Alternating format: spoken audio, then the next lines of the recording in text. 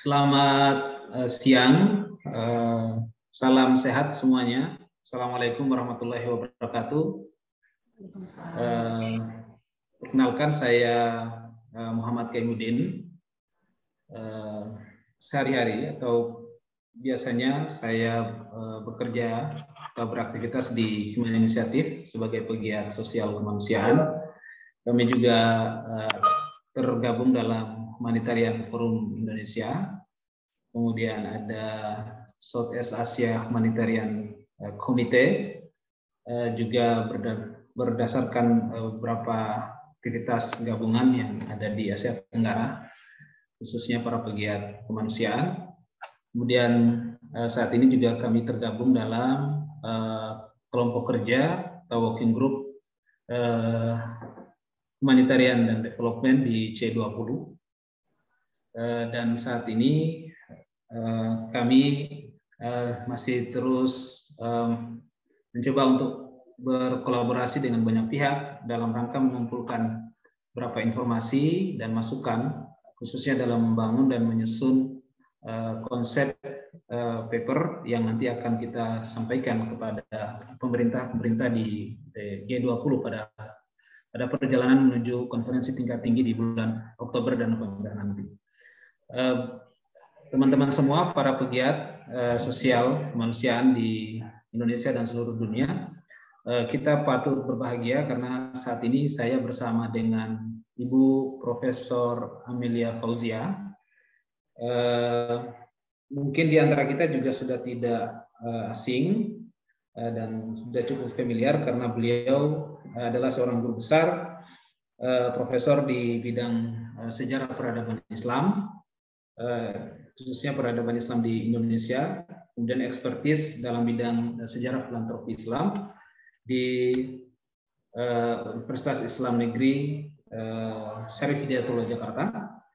Nah, pada saat yang bersamaan, beliau juga bersama dengan lembaga riset dan lembaga sosialnya menjabat sebagai Direktur Sosial Trust Fund di universitas yang sama di UIN, di mana ini juga tergabung dalam SIHUM. Kita juga tergabung dalam SIHUM, Komite Southeast Asia Humanitarian Committee yang tadi sudah kita sebutkan. Saat ini beliau masih punya banyak kesibukan tentunya ya, Bu Amel. Kita sapa beliau, apa kabar hari ini? Assalamualaikum, Bu Amelia. Waalaikumsalam Pak Kai, alhamdulillah baik.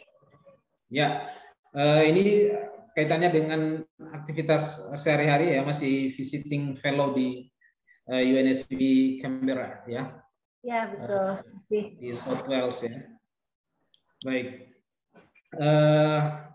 Kelihatannya memang tidak akan asing bagi kita untuk berdiskusi banyak hal, khususnya karena posisi Indonesia saat ini adalah sebagai presidensi di G20, dan G20 kita ketahui juga adalah event di mana para pemilik dalam tanda petik ya ekonomi terbesar di dunia itu selalu berkumpul secara annual meeting tahunan dan membahas beberapa hal yang sangat strategis dan cukup krusial.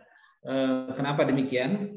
Kita ketahui bahwa event ini kalaupun misalnya diadakan di setiap negara, maka dia akan berulang 20 tahun. Jadi kenapa begitu penting 20 tahun itu adalah hari ini atau tahun ini bagi Indonesia sebagai presidensi. Dan yang menarik lainnya adalah bahwa pada saat yang sama kita juga barusan saja akan memulai pemulihan COVID, walaupun sebenarnya belum masuk ke arah itu, tapi pemulihan COVID itu menjadi penting bagi kita untuk bicarakan atau berdiskusi bagaimana aktivitas-aktivitas yang harus kita upayakan berkaitan dengan humanitarian dan tentunya development. Menarik ya. Kenapa demikian? Karena kita saat ini, jadi atau saya diberikan tugas oleh panitia untuk membawa atau memfasilitasi, memoderatori diskusi ringan tapi cukup berbobot menurut saya karena ini adalah sesuatu yang sangat fenomenal di kurun waktu 5-10 tahun terakhir. Topiknya adalah kontribusi filantropi Islam dalam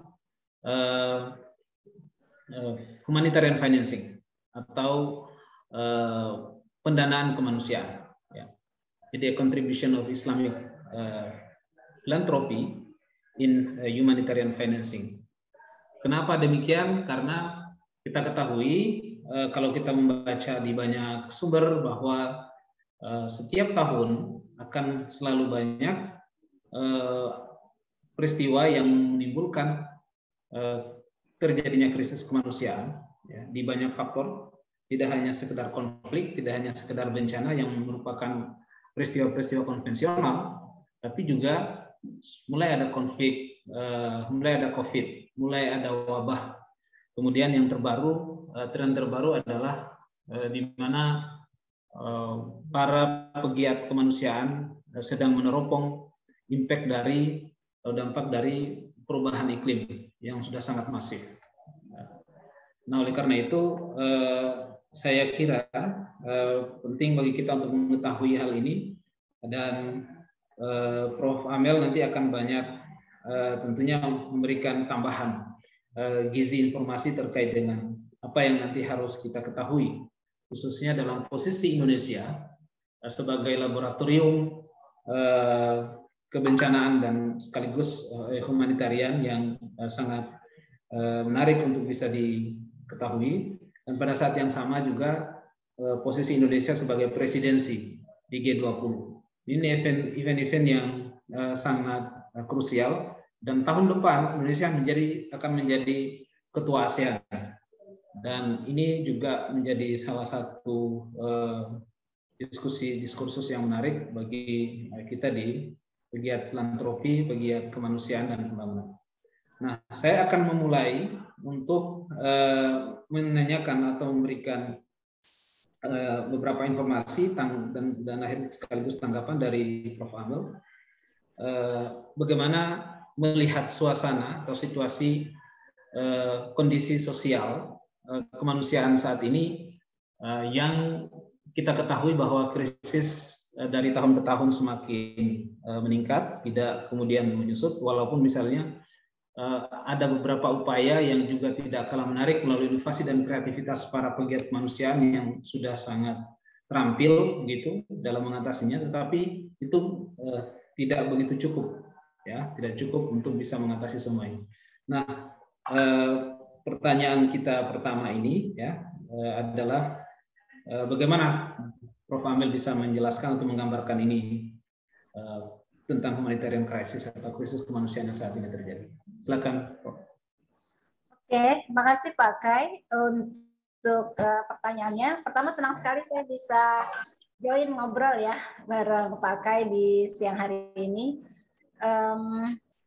Terkait tentang bagaimana sih kira-kira krisis kemanusiaan saat ini. Kalau dia dari perspektif sejarah nih Pak Kai, krisis kemanusiaan itu kan ada terus ya, dari masa ke masa, dari zaman ke zaman, dari zaman dulu sampai sekarang. Tapi yang unik adalah saya kira ada 3 poin di sini ketika saya melihat krisis kemanusiaan. Yang pertama adalah bahwa krisis kemanusiaan itu semakin besar ya, semakin banyak gitu terjadi. Kalau dulu itu mungkin hanya kaitannya dengan konflik atau peperangan, kemudian yang sifatnya lokal, nasional atau regional, dan ada juga yang besar. Kemudian ada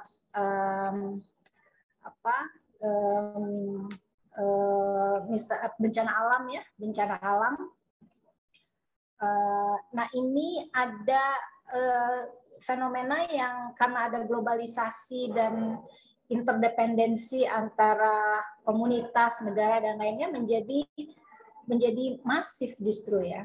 menjadi krisis kemanusiaan itu menjadi semakin tinggi dampaknya. Nah, itu yang saya kira pertama. Dan upaya kebutuhan untuk bantuan untuk bantuan krisis kemanusiaan itu juga semakin tinggi. Coba kalau misalnya di tahun 2019 ke 2020 itu naik gitu.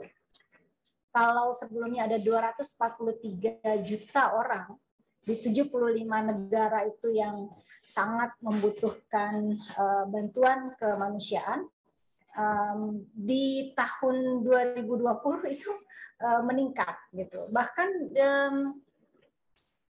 di tahun 2002 itu sekitar 274 juta orang. Jadi luar biasa ya jumlahnya. Jadi ada eskalasi peningkatan krisis kemanusiaan. Apakah itu bentuknya seperti bencana yang natural atau peperangan dan lainnya, dan ada penambahan jumlah katakanlah korban ya, atau mereka yang membutuhkan bantuan. Itu luar biasa besarnya, dan itu yang pertama. Dan yang kedua, kalau menurut saya, fenomena sekarang itu krisis kemanusiaan itu menjadi sesuatu yang kompleks. Kalau dulu itu hanya misalnya lokal gitu, tapi kalau sekarang itu interconnected ya, bisa saling keterhubungan. Di contohnya saja yang mudah, misalnya kita baru saja melewati, bahkan masih ya sekarang, COVID-19, pandemi COVID-19. Yang tadinya kita pikir ini problem virus ya, pandemi kesehatan, tapi ternyata kan tidak gitu. Jadi ada interconnectiveness, ada saling keterhubungan, dan akhirnya problem kesehatan merambah menjadi problem ekonomi, kemudian ke pendidikan, dan ke banyak hal. Itu yang kedua saya kira. Dan yang ketiga yang menarik ya Pak Kai, walaupun sebenarnya krisis kemanusiaan itu tadi ada eskalasi yang tinggi, tapi yang menarik juga solidaritas manusia itu juga semakin meningkat. Nah, itu saya kira yang menarik. Dan ada gerakan-gerakan berderma, gerakan filantropi itu tidak hanya di wilayah 1-2 wilayah negara, itu masif saya kira. Jadi ada gerakan filantropisasi ya, mungkin bahasa yang bisa digunakan, yang itu juga memang biasanya gerakan itu sejalan. Ketika ada krisis kemanusiaan, ada bencana, itu human nature itu akan muncul solidaritas untuk saling membantu. Saya kira itu juga yang kita lihat di masa pandemi, peningkatan luar biasa di penerimaan bantuan dan seterusnya. Walaupun sebenarnya solidaritas tinggi, tapi saya kira sudah sebaiknya memang kita mencoba mengurangi ya bagaimana potensi krisis kemanusiaan itu. Mungkin itu Pak Kai untuk memulai ya. Baik, tadi sudah disinggung, bahkan sudah masuk lebih jauh tentang di samping bahwa memang krisis kemanusiaan yang semakin hari semakin kesini itu meningkat, dan juga ada kompleksitas yang cukup banyak ya, yang cukup besar di situ. Ternyata ada data yang menarik ya, bahwa kita menemukan gap yang cukup besar antara bagaimana dampak dari krisis kemanusiaan itu terhadap kapasitas dan kemampuan untuk mengatasinya, kemampuan untuk menanganinya. Nah, kalau kita berbicara ini kan berarti mengarah kepada gap ya.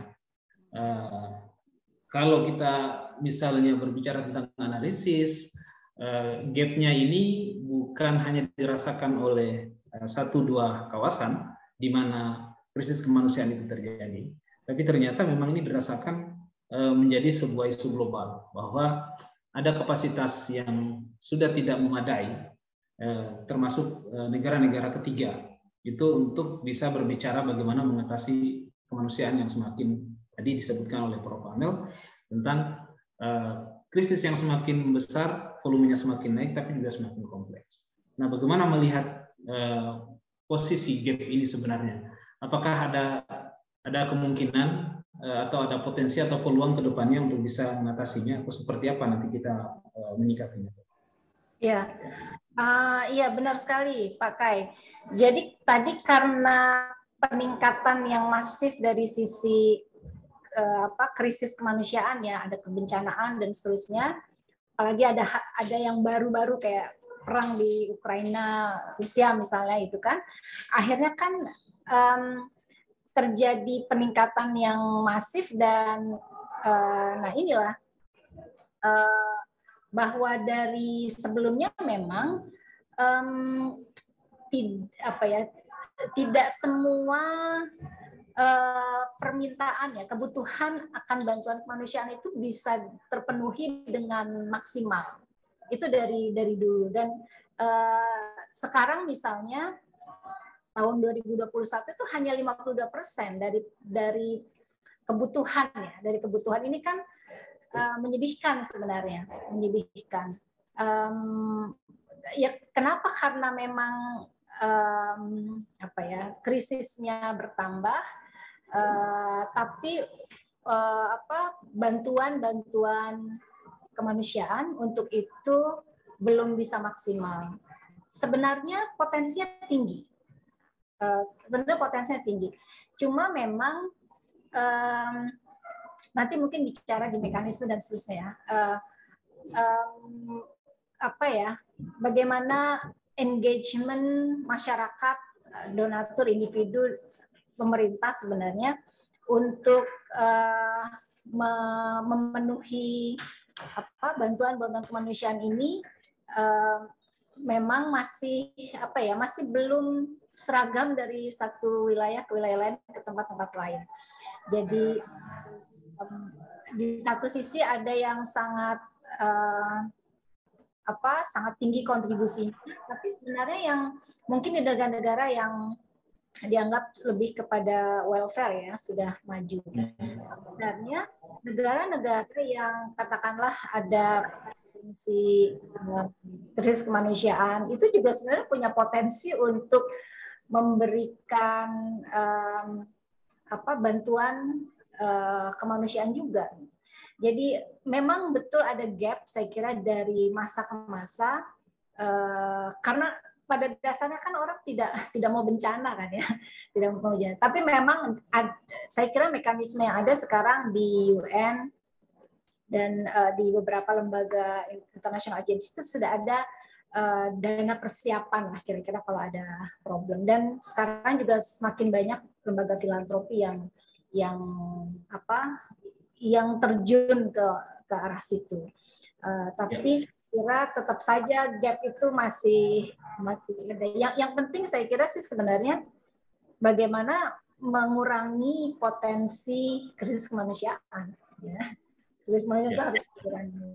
Jadi akhirnya nanti ini kan humanitarian financing gap itu kan karena kita tidak siap kan, karena memang sudah keduluan ada. Jadi kalau ada mitigasi arahnya ke arah sana mungkin akan lebih kecil ya potensi krisis kemanusiaannya. Ya, baik Prof. Ini menarik. Gap itu kita berbicara berapa jumlah yang terdampak atau berapa jumlah yang saat ini sebenarnya membutuhkan bantuan kemanusiaan dan berapa jumlah ketersediaan kapasitas yang bisa disediakan oleh para pegiat kemanusiaan di seluruh dunia dari berbagai macam stakeholder ya. Kita tidak hanya berbicara tentang civil society, tapi juga tentu adalah pemerintah yang dalam hal ini sebenarnya memiliki kewenangan yang cukup kuat ya. Jadi punya power untuk itu. Tapi karena tren tadi kita berbicara tren bahwa memang dalam satu dekade terakhir ini tren itu semakin menurun ya. Komitmen dalam berbagai macam forum resmi untuk bisa mengatasi krisis itu juga sudah tidak seperti sebelum-sebelumnya karena dengan berbagai macam alasan tentunya ya. Dan kalau politik dan konflik maka perang yang terjadi di Ukraina. Kalau kita berbicara wabah maka ada COVID. Kalau kita berbicara tentang usia bumi maka kita berbicara tentang iklim, perubahan iklim yang dalam pandangan manusia itu sesuatu yang sebenarnya tidak dibayangkan sebelumnya bahwa dampak perubahan iklim itu akan semakin cepat dan masif seperti saat ini. Kita punya G7 ya. Sebelum G20 itu ada G7. Kita mengenal itu karena G7 ini adalah negara-negara donor yang biasanya memang sangat dermawan dan sangat mempunyai kapasitas untuk bisa memberikan bantuan untuk mengatasi krisis kemanusiaan. Tapi dengan adanya permasalahan dan tantangan yang dimiliki di masing-masing negara atau domestic challenges ya kita bisa. Nah, akhirnya juga ini akan menjadi semacam hambatan atau tantangan. Nah, apakah ada upaya yang bisa kita temukan misalnya dalam mencari alternatif pendanaan di luar, misalnya di luar metode-metode atau skema-skema konvensional yang sudah terjadi saat ini? Karena selama ini kan negara kedua, negara pertama itu sebagai penerima, atau istilahnya dunia selatan itu adalah penerima, sementara dunia utara, dunia barat itu adalah dunia ketiga yang biasanya getol untuk bisa memberikan bantuan untuk mengatasi krisis. Nah, alternatif seperti apa ini? Kalau misalnya kita lihat tadi sempat disinggung di awal oleh Prof tentang Islamic filantropi atau pendanaan-pendanaan yang berbasis faith, yang berbasis keyakinan. Nah, mungkin bisa Prof untuk bisa memberikan paparan untuk penjelasan tentang ini. Ya, menarik ini pertanyaannya Pak Kai. Jadi memang kalau dulu itu ya mungkin masih sampai sekarang ya, trennya adalah ada negara welfare, negara kaya gitu kan, negara utara, terus sebagai negara pemberi, negara donor gitu kan. Terus ada negara yang dianggap negara penerima gitu. Di saat dunia yang krisis kemanusiaan semakin meningkat, saya kira justru ini menarik. Kalau saya bisa melihat ke Indonesia, dulu juga selalu saja studi-studi itu memperlihatkan donasi itu selalu datang dari luar gitu kan, dari luar. Termasuk kalau yang wilayah filantropi Islam itu dari Timur Tengah. Tapi tren katakanlah 5 tahun, 10 tahun terakhir, ini ada fenomena yang menarik, bahwa negara seperti Indonesia, kalau kita fokus ke Indonesia, itu sudah memiliki katakanlah alternatif financing ya, yang kemudian membuat negara Indonesia dan beberapa negara Muslim itu bisa juga menjadi donatur, pemberi juga. Di Asia Tenggara itu saya lihat sekali kalau dulu one way gitu ya, dari Timur Tengah ke Asia Tenggara, atau dari negara-negara katakanlah utara gitu kan, negara maju ke Asia Tenggara. Tapi sekarang ada fenomena bantuan-bantuan yang justru dari Asia Tenggara, khususnya dari Indonesia ya, ke negara-negara keluar itu. Dan ini buat saya menarik, memperlihatkan bahwa apa ya, ada keterlibatan, ada awareness masyarakat kita itu tentang kondisi lain di luar negaranya ya. Itu yang terjadi. Jadi ada beberapa studi yang memperlihatkan bahwa ini luar biasa, ada fenomena tidak apa ya, dua arah lah paling tidak gitu, dua arah. Nah, salah satunya adalah fenomena tadi itu dari faith based filantropi ya, dari filantropi berbasis agama. Saya kira yang filantropi berbasis agama itu ya sudah kuat di berbagai wilayah ya, di berbagai tempat. Tapi kalau di Indonesia filantropi Islam, karena mayoritas masyarakat di Indonesia itu Muslim. Nah, ini yang menarik bahwa ternyata fenomena ada filantropisasi gitu yang cukup tinggi di Asia Tenggara, di Indonesia itu malah mendorong untuk memberikan bantuan yang lebih terhadap krisis-krisis kemanusiaan, terus korban-korban kebencanaan misalnya, yang itu tidak hanya di lokal Indonesia, di Asia Tenggara, tapi beyond, di luar itu. Jadi ini menarik ya. Oke, sebentar saya stop dulu. Ini suara azannya kedengaran nggak, Mas? Apa mau di itu dulu? Berhenti dulu. Sayup-sayup sih sebenarnya, sayup-sayup. Jadi nggak ada masalah ya, kita lanjut ya. Nggak ada masalah ya, kita lanjut aja. Baik, ya masih dengan filantropi berbasis faith atau berbasis keyakinan. Seberapa penting sebenarnya atau seberapa efektif ini perannya dalam mengisi gap yang tadi semakin besar itu? Di tengah memang ada kecemasan atau kekhawatiran bahwa kita akan semakin menuju kepada situasi yang semakin tidak menentu karena adanya celah yang akan semakin besar di hadapan kita.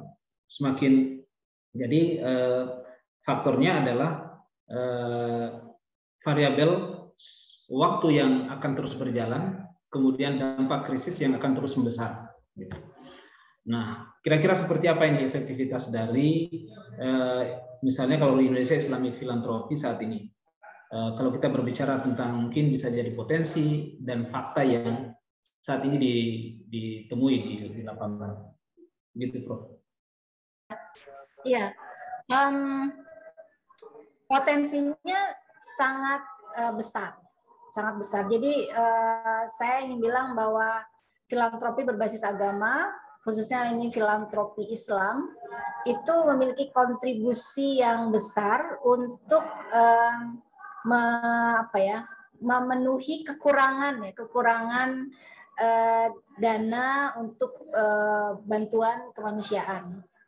Kenapa? Dan kenapa baru sekarang misalnya? Kenapa? Karena memang dari ajaran Islam dan dari praktek-praktek yang ada di komunitas Muslim, dalam hal ini kalau di Indonesia, itu sudah kuat sekali tradisi kedermawanan, tradisi filantropinya itu kuat sekali. Bisa disebut praktek zakat, sedekah, wakaf, dan donasi yang umum itu sangat kuat mengakar ya di masyarakat. Jadi tidak bukan hal yang baru sebenarnya untuk memberikan bantuan gitu, bukan hal yang baru. Hanya memang sebelumnya kenapa sebelumnya nggak kedengeran gitu ya zakat misalnya? Ya karena sebelumnya memang prakteknya itu bisa dikatakan pengelolaannya, tata kelolanya begitu tradisional. Jadi zakat dari muzaki ya, dari yang orang yang berzakat dikasihkan langsung dan langsung digunakan habis pakai seperti itu. Jadi tidak kelihatan pendaya gunaannya, dan akhirnya potensi yang besar itu tidak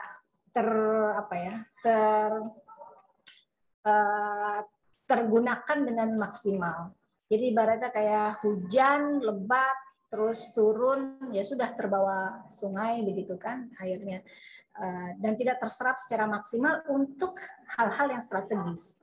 Nah, kenapa sekarang mulai terlihat gitu ya Islamic Philanthropy? Karena sudah ada gerakan-gerakan yang membuat filantropi itu lebih profesional, filantropi Islam profesional, tata kelolanya, ada organisasi yang berbasis NGO, ada lembaga amil zakat yang sangat profesional, menggunakan prinsip akuntabilitas, transparansi, dan mekanisme-mekanisme keuangan yang profesional, organisasi yang profesional, sehingga akhirnya dana-dana yang memang dari dulu ada itu ketika disalurkan kepada organisasi, nah itu akan kelihatan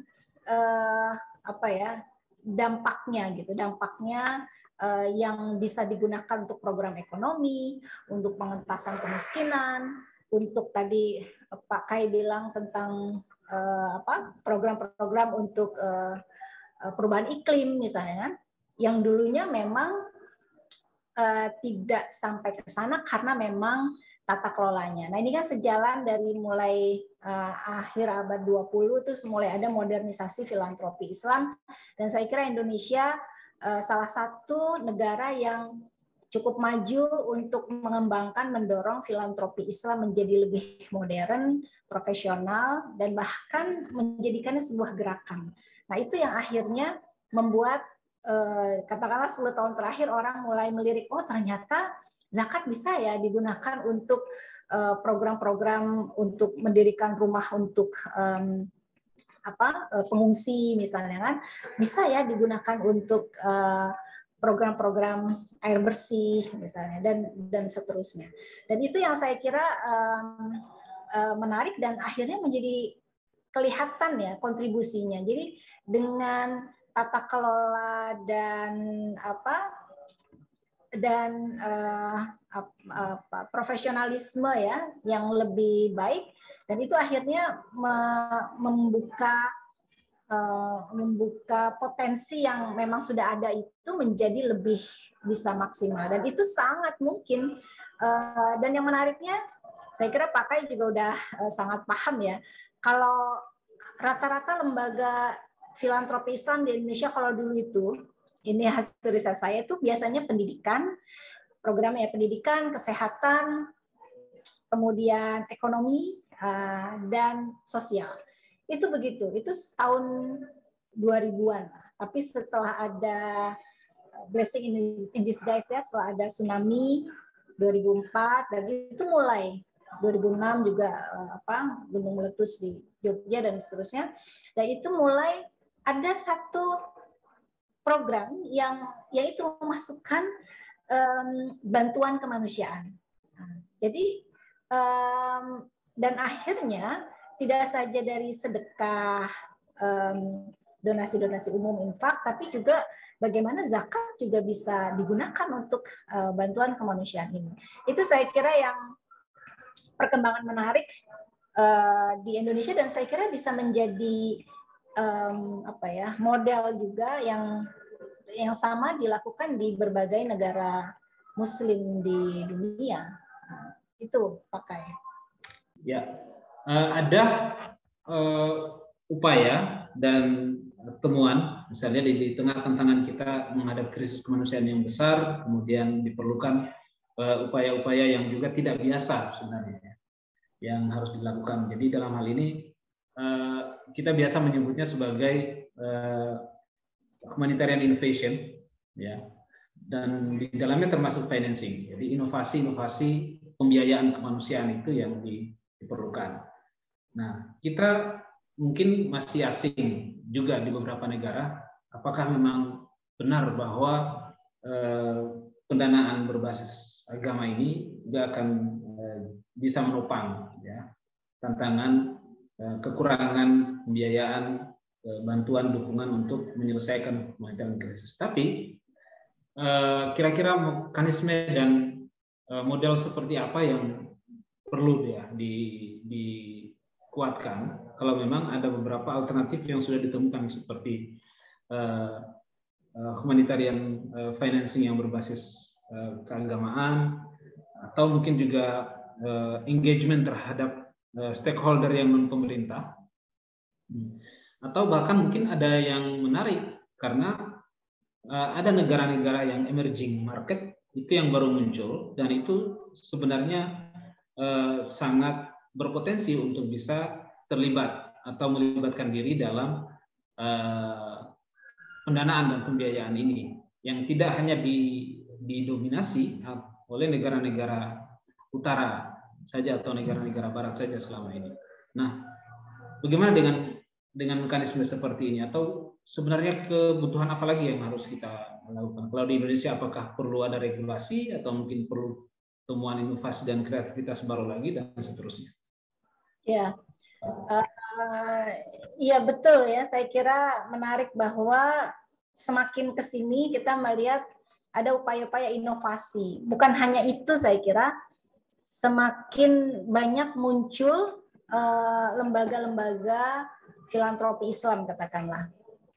Dan kemunculan ini juga saya kira tidak saja di level NGO ya, tapi di banyak sektor, termasuk sampai di perguruan tinggi pun sudah muncul upaya-upaya menggunakan praktek atau bentuk-bentuk karitatif Islam seperti zakat, wakaf, sedekah itu untuk banyak hal. Karena kayak misalnya COVID kemarin itu di kampus kami misalnya di UIN Syarif Hidayatullah Jakarta, mahasiswa yang terdampak itu luar biasa banyak dan kampus itu tidak punya dana, gitu kan? Dan akhirnya membuat fenomena filantropi Islam ini semakin booming. Nah, saya kira kesini semakin banyak. Cuma bagaimana sebenarnya lembaga-lembaga yang semakin bertumbuh ini dan inovasi-inovasi baru ini bisa sustain dan bisa lebih bagus ya. Saya kira ada beberapa upaya yang perlu dilakukan. Jadi kalau kita melihat survei-survei tentang Indonesia ya, misalnya Charities Aid Foundation bilang bahwa Indonesia termasuk negara yang paling dermawan ya. Tahun 2018 hasil survei, kemudian 2022 ini yang baru. Memang itu dari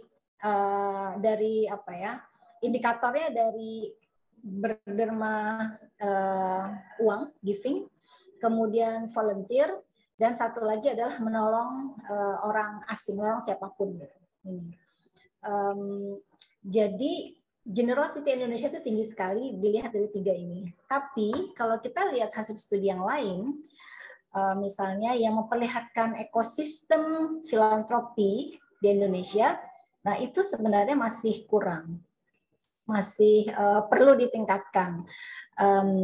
Dan itu kaitannya dengan yaitu ada tata kelola ya, hukum, aturan-aturan yang mungkin saling bertumpang tindih, kemudian tax insentifnya seperti apa, kemudian lembaga yang pengawas atau yang mengkoordinir dan seterusnya, bagaimana posisi pemerintah ini, saya kira masih ada PR lah di situ.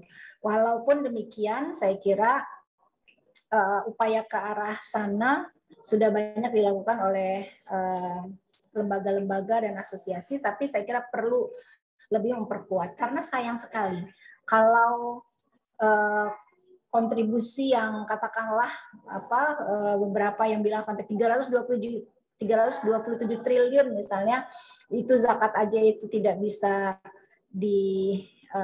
dikumpulkan gitu kan dengan maksimal, itu sayang sekali.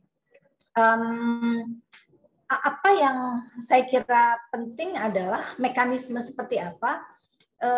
Saya kira ada paling tidak 2 level ya. Yang pertama secara umum adalah bagaimana kita bisa menciptakan ya mekanisme yang menciptakan ekosistem yang suportif, yang friendly katakanlah, yang mendorong praktek filantropi di Indonesia dan dimanapun.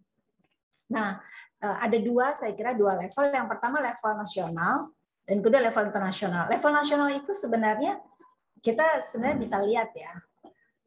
Sekarang banyak yang ingin mengelola zakat supaya terdaftar dengan baik ya kan. Tapi apakah aturan untuk mengelola zakat ini mudah gitu kan pendaftarannya atau gimana, pelaporannya seperti apa? Nah, ada beberapa kesan bahwa agak susah gitu kan untuk mendaftar menjadi organisasi, mendapat izin menjadi organisasi yang mengelola zakat misalnya. Nah, jadi saya kira di level nasional yang aturan-aturan seperti itu harus didorong, dan itu dari sisi tata kelola administrasi secara nasional ya.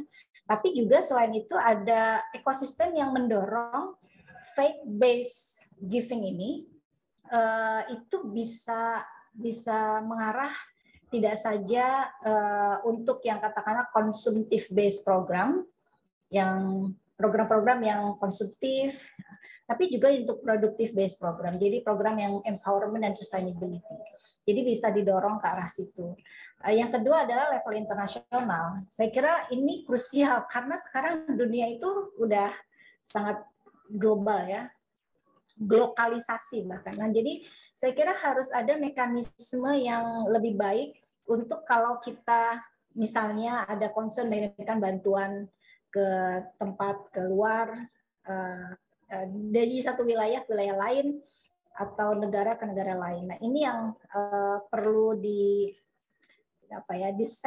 setting biar memudahkan, tapi juga tidak hanya memudahkan, tapi juga ada tetap keamanan dan seterusnya. Dan yang terakhir dari sisi internasional itu saya kira mekanisme yang membuat lembaga-lembaga lokal dan internasional itu saling engage ya, saling berkolaborasi gitu, saling memahami.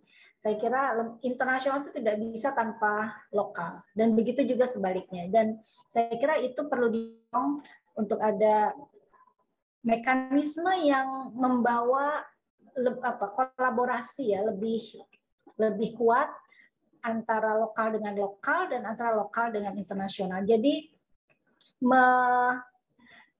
menjembatani ada tantangan perbedaan kultural, perbedaan agama, perbedaan politik, dan itu saya kira menjadi penting. Jadi mekanisme yang ke sana yang mendorong adanya common platform ya, yang bisa menjadi basis bagi lembaga-lembaga untuk akhirnya bisa dengan mudah berpikir bersama untuk yaitu tadi mengisi financing gap yang tadi untuk krisis-krisis korban krisis kemanusiaan gitu Pak Kai. Baik.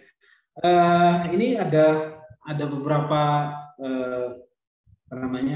ide yang sudah muncul ya, atau statement yang sudah muncul tentang bagaimana kita membutuhkan mekanisme alternatif baru yang tidak hanya berpatokan pada cara-cara lama atau cara-cara konvensional yang selama ini, yang memang dengan cara itu dirasa sudah tidak cukup ketika dampak krisis kemanusiaan itu semakin besar.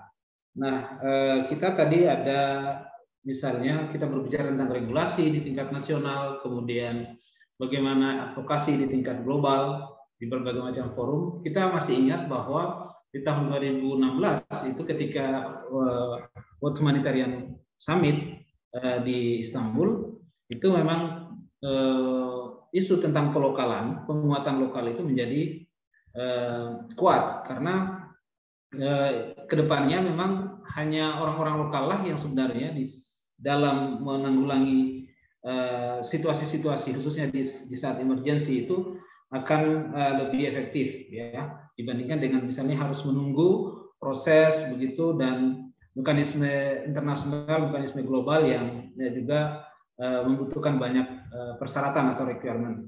Nah, oleh karena itu kita masih ingat juga ya. Jadi dengan kalau kita kaitkan dengan G20 adalah forum yang sebenarnya sangat strategis untuk bisa kita menyuarakan, untuk kita bisa suarakan beberapa hal.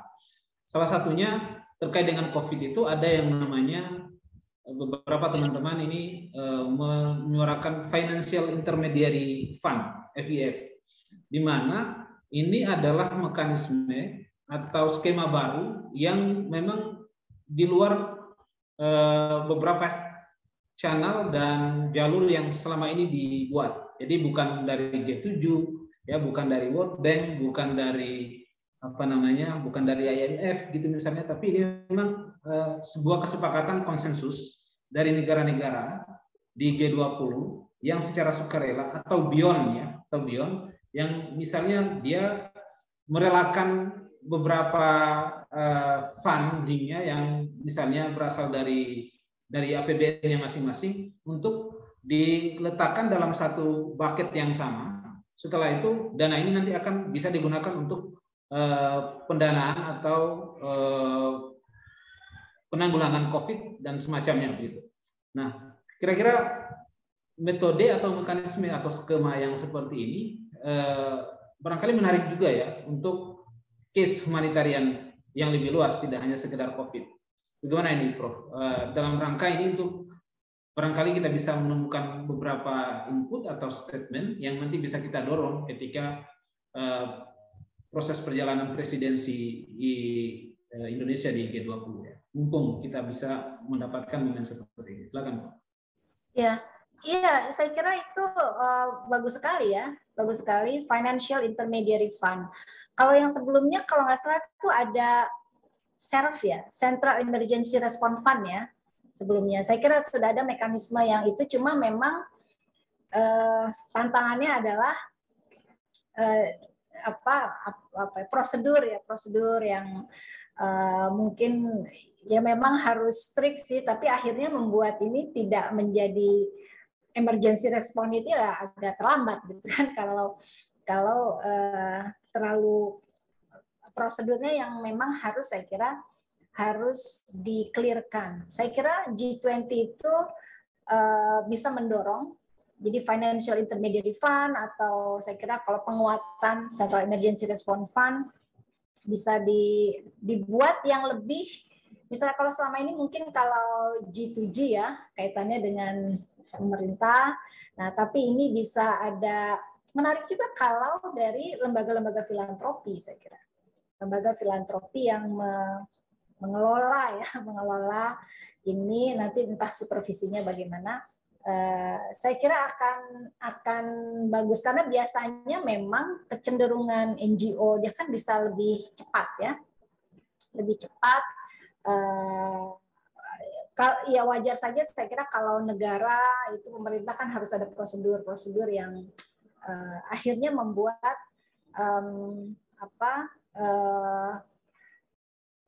tata kelolanya kemudian responnya tuh bisa agak lambat gitu. Jadi saya kira G20 bisa didorong untuk menggolkan itu dan termasuk membuat bagaimana mekanisme urunannya yang saya kira bisa terbuka untuk semuanya, faith based ataupun yang non faith based atau siapapun saya kira itu akan perlu didorong lah saya kira inovasi seperti ini. Selain tentu saja saya kira kalau G20 ya bagaimanapun humanitarian financing ini perlu dibicarakan di G20. Kenapa? Karena problem kemanusiaan itu kan akhirnya menjadi problem semua kan. Ekonomi juga terkena. Jadi mau tidak mau ya harus mau. G20 harus membicarakan humanitarian financing yang arahnya selain ada intermediary fund kayak tadi, tapi bisa juga lebih diarahkan untuk mitigasi ya, advokasi kira-kira advokasi sehingga konflik potensi kepada bencana kemanusiaan itu bisa dikurangi. Mungkin dari saya itu, Pak Kai. Ya, baik. Kelihatannya sebenarnya banyak yang bisa kita dorong di momentum tahun ini ketika Indonesia menjadi presidensi G20 ya. Bahwa kita tidak mungkin akan bisa terus mengandalkan beberapa channel atau beberapa jalur yang sudah ada. Entah itu pendanaan global, pendanaan bilateral, pendanaan multilateral gitu ya.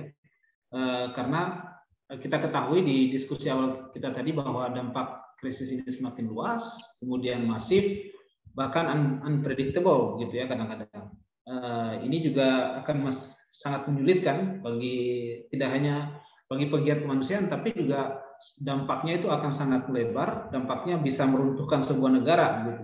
Kalau kita lihat berita-berita hari-hari ini, bagaimana banyak sekali negara-negara yang cukup keras bersuara dan berteriak meminta tolong untuk hanya sekedar bisa sustain dari kondisi ini. Nah, ini ada statement yang terakhir, yang terbaru, mungkin sebagai closing statement saja, dan sebagai pertanyaan, bisa pernyataan saja.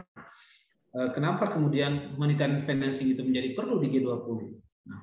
Nah, atau misalnya kalau kita buat semacam resume awal, mungkin Prof. Amel punya hal lain, tapi apakah ini bisa kita setujui misalnya? Karena memang sumber-sumber dana itu semakin terbatas, ya. Sumber dana konvensional yang kita maksudkan. Yang kedua, pada saat yang sama, potensi dan sumber-sumber pendanaan baru itu sebenarnya muncul, gitu ya. Ada yang alternatif, ada yang dari masyarakat, ada juga emerging market di tingkat nasional, di tingkat negara, gitu. Ada kesepakatan bilateral, kesepakatan multilateral, gitu. Apalagi ada forum-forum yang sebenarnya sudah established dengan baik. Kemudian ada juga ternyata potensi dan kapasitas lokal itu tidak bisa kita abaikan. Tadi yang seperti yang disampaikan oleh Bu Amel tentang pelokalan dan localization. Ya. Nah, apakah ada lagi misalnya atau seperti apa gitu kalau kita mau mendorong ini menjadi sebuah isu yang harus diperhatikan oleh forum G20 khususnya kita bisa membawa ini, mendorong ini di pemerintah Indonesia sebagai presidensi saat ini. Sebagai closing statement-nya ini, silakan. Ya. Tadi saya kira sudah sedikit saya singgung ya tentang bahwa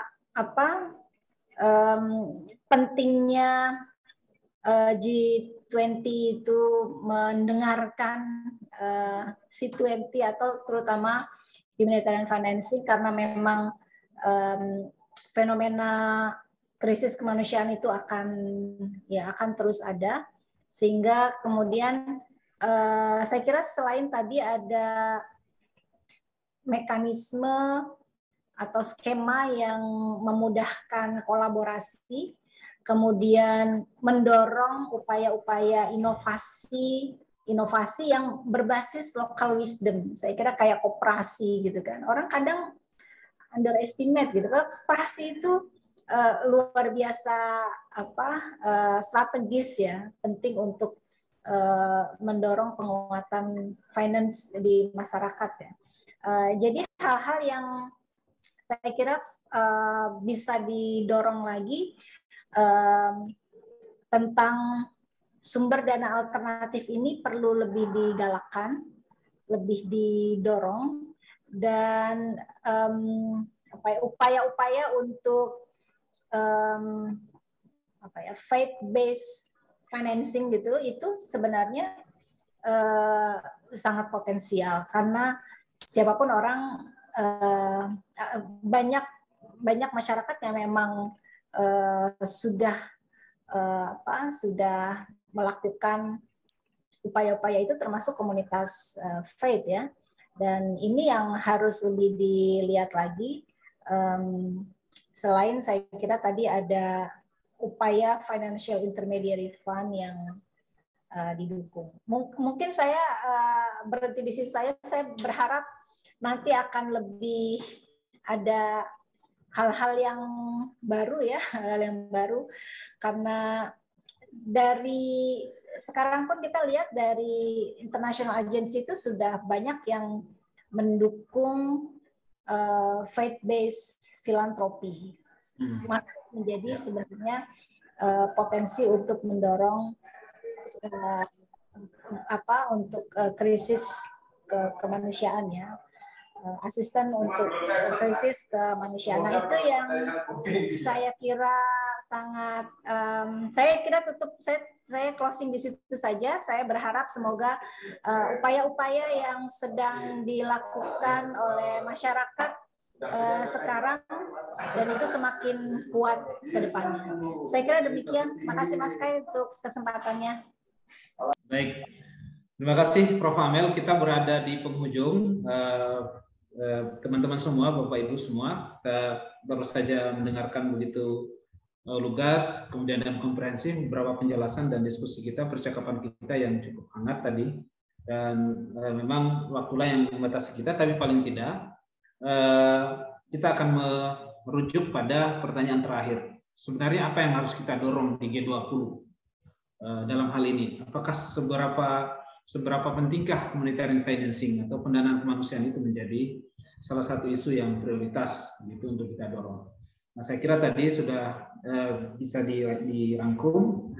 Ada beberapa catatan, misalnya ketika dampak krisis kemanusiaan itu semakin masif, kemudian pada saat yang sama juga kita terpapar oleh beberapa bencana atau krisis yang tidak kita prediksikan atau unpredictable crisis gitu ya, seperti COVID, kemudian perubahan iklim, sehingga sumber-sumber itu menjadi terbatas. Tapi pada saat yang sama yang kedua, kenapa yang kedua itu? Karena potensi-potensi dengan sumber baru itu seperti faith base, ya, fund, ya, kemudian bilateral dan multilateral cooperation atau konsensus yang bisa dibangun, termasuk misalnya di forum-forum yang ada G7-nya, ada G20 atau beyond, ya.